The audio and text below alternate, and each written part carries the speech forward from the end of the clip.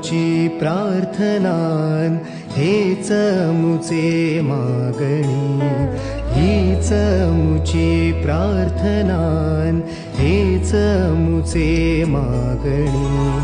माणसाने माणसाशी माणसासम वागणे,